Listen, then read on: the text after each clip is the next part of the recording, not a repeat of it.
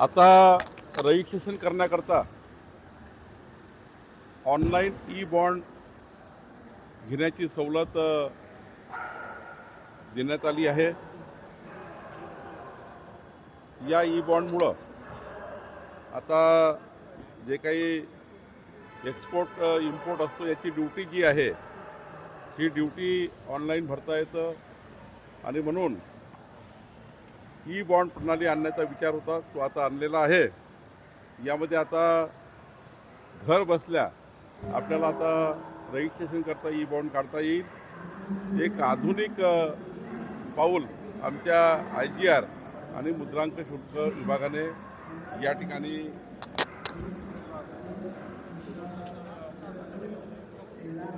महाराष्ट्रामध्ये छत्रपती शिवाजी महाराजस्व अभियानाची तयारी सुरू झाली आहे।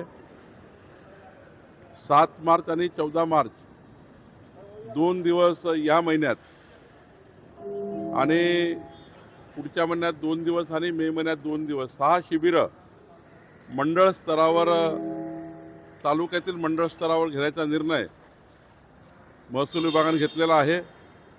या शिबिराच्या माध्यमातून 15 सेवा तुकडेबंदीपासून तर येणेपर्यंत या सर्व सेवा या ठिकाणी उपलब्ध करण्यात येणार आहे।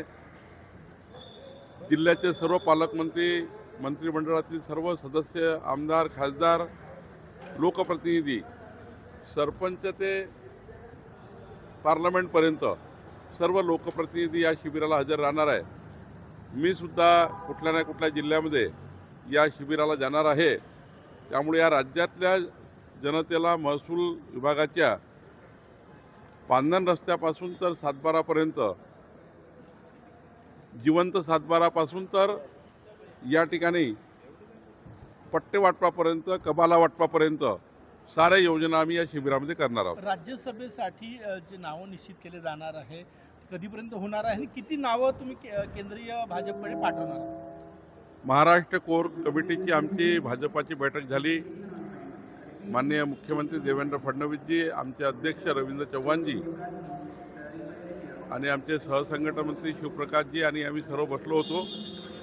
यामध्ये जी काही नावं आली आहेत ती नावं आता आमची कोर कमिटी केंद्रीय कोर कमिटीकडे पाठवेल आणि त्यातनं मग मला वाटतं की आम्हाला त्या ठिकाणी 4 सीट्स भारतीय जनता पार्टीला साधारण मिळतील अशी या ठिकाणी संख्याबळ आमच्याकडे आहे। महायुती 7व्या जागेसाठी पण ताकदीने लढणार आहे का? मागच्या वेळेला राज्यसभेच्या निवडणुकीमध्येच एक चमत्कार मला वाटतं की या निवडणुकीमध्ये फार निवडणुका न होता अनौपचारिक झाल्या पाहिजे हीच काळजी आपण घेत असतो।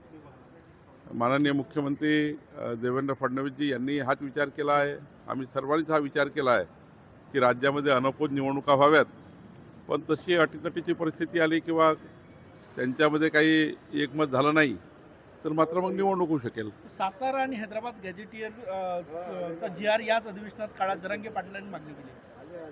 नाही तर त्यांची मागणी आहे, या ठिकाणी आम्ही चर्चा करू आणि त्यातून मग काय त्या चर्चेतनं काय मार्ग काढायचा बघू।